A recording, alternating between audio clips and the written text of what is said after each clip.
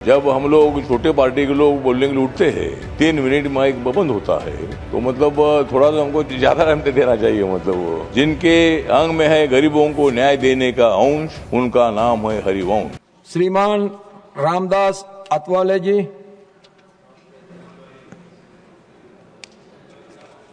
Chairman sir, हमारे लिए बहुत बड़ी अच्छी बात है कि तीसरी बार हरिवंश बाबू को उपसभापति पर जाने का मौका मिला है और माननीय नरेंद्र मोदी साहब ने इनको तीसरी बार राज्यसभा में लाकर उपसभापति बनाया है। मुझे भी तीसरी बार राज्यसभा में लाया है। मेरा मंत्री पद तीसरी बार मैं उनके मंत्रिमंडल में हूं। तो हरिवंश बाबू के बारे में हमें बहुत बड़ा आदर रहा है। समाजवादी विचारधारा के वो है। डॉक्टर बाबा साहब अम्बेडकर जी को, राम मनोहर लोहिया जी को बहुत अच्छी तरह वो हमेशा मानते रहे हैं। और गरीबों के लिए मतलब उनका हमेशा बहुत अच्छा काम रहा है। पत्रकारिता में उन्होंने बहुत अच्छा काम किया है और ऐसा उपसभापति मिलना हमारे लिए बहुत बड़ी गौरव की बात है।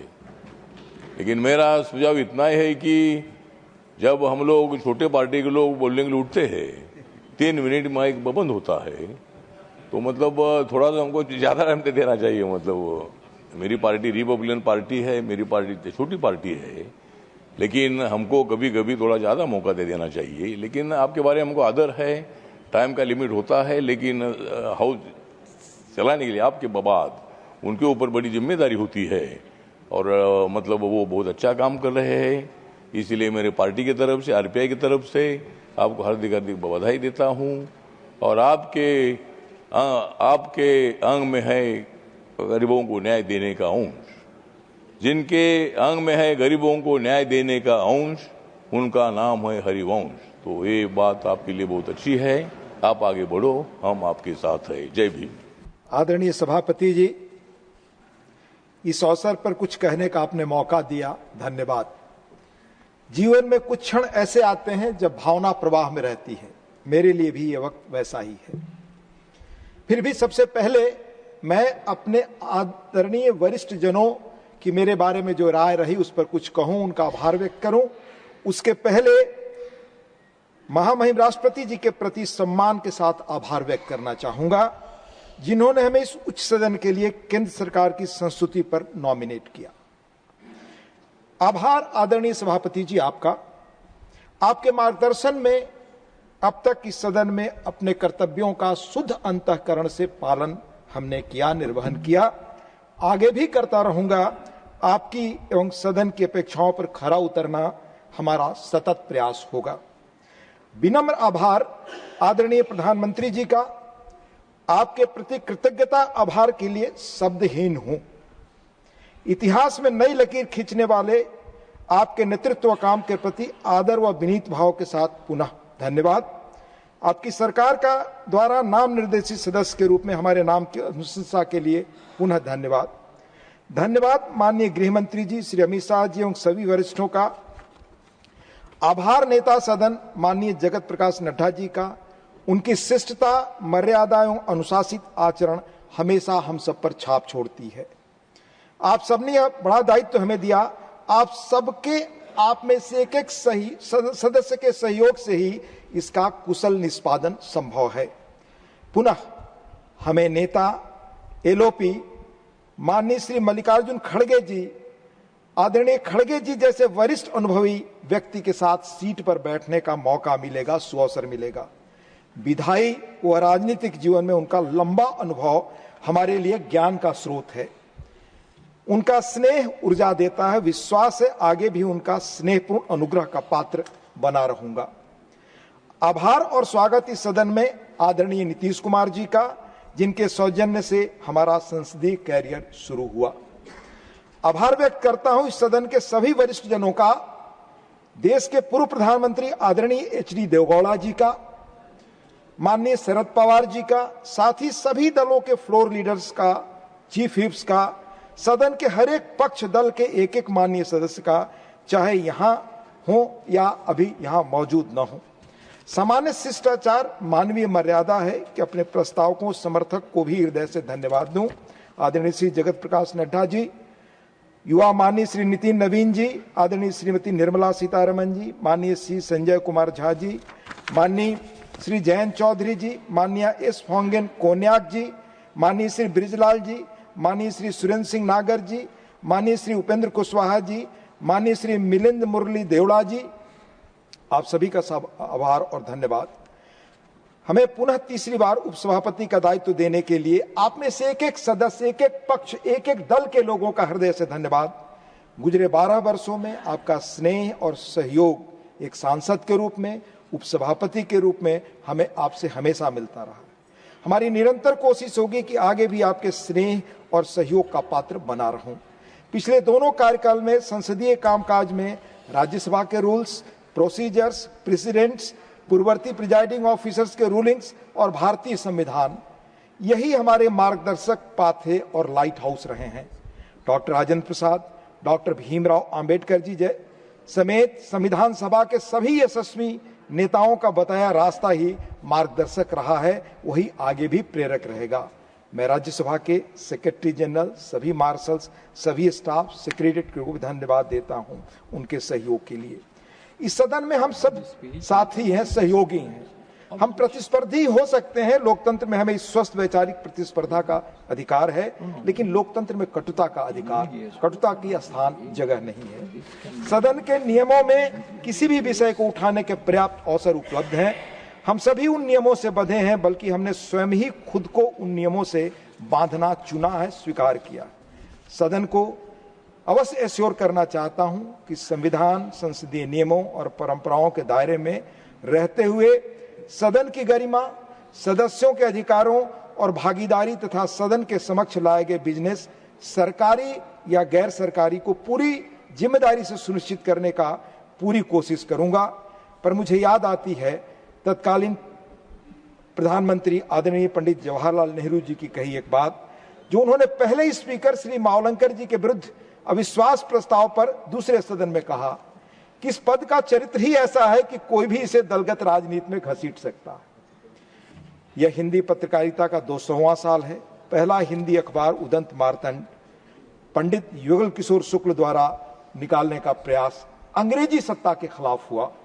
4 दशकों से हिंदी पत्रकारिता से जुड़े रहने के कारण यह नामांकन अपने पत्रकारिता के पुरखों के यश की, त्याग की, बलिदान की देन मानता हूं। उनके प्रति भी आभार व्यक्त करता हूं जिन्होंने देश को सर्वोपरि माना। संयोग से आज 17 अप्रैल है, चंद्रशेखर जी का जन्मदिन। उनके शताब्दी वर्ष की आज से शुरुआत है। आज वे होते तो 100वें साल में प्रवेश करते। उनकी प्रेरक स्मृति को प्रणाम करता हूं। जेपी और जयप्रकाश जी की पत्नी प्रभावती जी, जिन्हें बचपन से गांववासी होने का देखा और जाना, उनके पुण्य स्मरण को प्रणाम करता हूं। अब मैं अपनी बात, अगर हमारे साथी मित्रों ने जो बातें हमारे बारे में कहीं ना कहूं तो मेरी बात अधूरी रहेगी। बहुत मैं अंदर से, जिसे कहते हैं स्पर्श करना, उनकी बातों ने किया है। हमारे आदरणीय वरिष्ठ मित्र भाई तिरुचि शिवाजी ने अपनी बात शुरू की। मैं कह सकता हूं कि उनकी बातें सुनकर मैं खुद को इनरिच महसूस करता हूं। मुझे कुछ ही दिनों पहले मैं अक्सर प्रायः कोट करता रहा हूं तिरुवरुल और तिरुकुरुल को। उन्होंने एक पुस्तक ला कर दी उनका, उनका और उनकी बातों का, जिस गौर से मैं अपने को सुनकर इनरिच करता हूं, उसके प्रति उन्हें धन्यवाद देना चाहूंगा। माननीय सुभाष पिल्ली जी का, जो सौम्यता उनमें देखता हूं, माननीय मानस मंगराज जी का, उनके साथ हमें कमेटी में काम करने का मौका मिला, माननीय थम्बी दुरई जी का, जिनके व्यापक अनुभव से बहुत कुछ हमने जाना और समझा है। उनके काइंड वर्ड्स, अफेक्शन हमें हमेशा रास्ता दिखाएंगे। माननीय संजय झा जी, जिनके साथ हमें पार्टी में काम करने का अवसर मिला, जिनसे व्यक्तिगत संबंध है और जिन्होंने हर अवसर पर हर कठिन काम को मुमकिन बनाने की कोशिश की। आदरणीय नीतीश जी के नेतृत्व में उनके साथ बहुत बेहतर तरीके से राज्य कैसे आगे जाए, इसमें बहुत काम करने का अवसर मिला, उनको भी व्यक्तिगत धन्यवाद देता हूं। माननीय रामदास आठवाले जी, जब सदन बहुत गंभीर चीजों पर चर्चा करता है तो उसमें कुछ आनंद के जो क्षण होते हैं वो प्रदान करते हैं, इसलिए उनको भी हमें धन्यवाद देना चाहिए। माननीय प्रफुल्ल पटेल जी, हमारे मित्र प्रोफेसर मनोज कुमार जी झा जी, संदेश भरे जो वाक्य वो बोलते हैं उसे बहुत कुछ सीखने जानने को मिलता है। माननीय रविचंद्र वड्डी राजू जी और डॉक्टर जॉन ब्रिटास जी मेरे मित्र, उनकी बातों को सुनना एक आनंद है और मैं कह सकता हूं कि उनकी प्रवाह में भाषा, समृद्ध शब्द संपदा, जब वो बोलते हुए तो कई बार उनको सुनते हुए शब्द समय की सीमा भूल जाया करते हैं, इसलिए उनको इसके लिए भी धन्यवाद। भाई चौधरी मोहम्मद रमजान जी, माननीय डॉक्टर सरफराज अहमद जी, आदरणीय एच डी दोगोड़ा जी, आपके शब्द हमें हमेशा प्रेरित करेंगे। माननीय संतोष कुमार पी जी, माननीय अब्दुल बहाब जी, माननीय मिलन मुरली देवड़ा जी, माननीय संजय राउत जी, बड़े पत्रकार हैं, उनकी बातों को बड़े गौर और ध्यान से मैं सुनता हूं। माननीय उपेंद्र कुशवाहा जी, वो बहुत संदेश भरी चीजें उन्होंने मुझे कहा, जरूर उन पर हम सब गौर करेंगे। माननीय मस्तान राव वीडा जी और डॉक्टर संदीप कुमार पाठक जी, आपने सही कहा। मैं हमेशा कोई भी सदस्य, मैं जब ये उनको कहता हूं कि आपने बहुत चीजों पर बहुत अच्छा बोला, तब मुझे मावलंकर जी याद आते हैं। मावलंकर जी देश के पहले स्पीकर थे जिन्होंने माननीय सदस्यों से कहा कि अब सत्ता बदल गई है, अंग्रेज चले गए हैं, इसलिए सरकार की पक्ष से कोई भी बात आती है तो उसको आप तुरंत नकार मत दें उस पुराने मानस से, क्योंकि अंग्रेजों को आपने सत्ता में देखा था। आप अगर कोई समस्या बताते हैं तो उसका समाधान बताना भी आपका ही फर्ज है। तो जो मित्र हमें बहुत समाधान के साथ समस्याओं की चर्चा करते हैं, वो मुझे लगता है कि इस देश को भी वो रास्ता दिखा रहे हैं। मैं उन सबका तहे दिल से, इधर से हो, उधर से हो, मध्य से हो, उनके प्रति अपना आदर व्यक्त करता हूं। माननीय वीरेंद्र प्रसाद बैस जी, माननीय राघव चड्ढा जी, माननीय जोश के मणि जी, सबका दिल से धन्यवाद। और श्रीमती सुधा मूर्ति जी का, उन्हें भी बहुत बहुत धन्यवाद। उनकी पुस्तकों को जब मैं यहाँ नहीं था तब से पढ़ता हूँ, जानता हूँ, उनसे बहुत कुछ सीखा है। पर कुछ बहुत सारे ऐसे सदस्य हैं जिनका नाम लूं तो लंबा समय लगेगा, पर जब भी बहुत कोई संकट का घड़ी हो तो हमारे बगल में माननीय प्रमोद तिवारी जी बैठते हैं। संकट में भी सौम्यता जानना हो तो उनसे मैं ये बगल होने का संपर्क मिलता रहता है। और आज पीछे से मेरे बड़े प्रखर, विचार संपन्न और जो हमेशा जिनकी उपस्थिति सदन में रहती है, उनकी आवाज एक बार भी नहीं आई। मुझे नहीं मालूम कि आदरणीय जयराम रमेश जी मेरे मित्र हैं या नहीं, शायद तो है नहीं। वहां बहाब जी बैठे हुए हैं, तो उनकी मौजूदगी भी, उनको भी मैं धन्यवाद देना चाहता हूं। आप में से आप सभी के लिए मेरे पास शब्द नहीं है अपने से एक सदस्य के लिए आभार व्यक्त करने का। कई लोगों ने जो भावना प्रधान चीजें कही, उनके प्रति उसी भावना, उसी सम्मान के साथ मैं अपना आदर व्यक्त करता हूं। आप सभी के समर्थन के लिए एक बार पुनः हृदय से आभार। आपके सहयोग का योग्य पात्र मैं सिद्ध हो सकूं जीवन में, यही प्रयास रहा है, आगे भी रहेगा। आप में से एक को तहे दिल से धन्यवाद।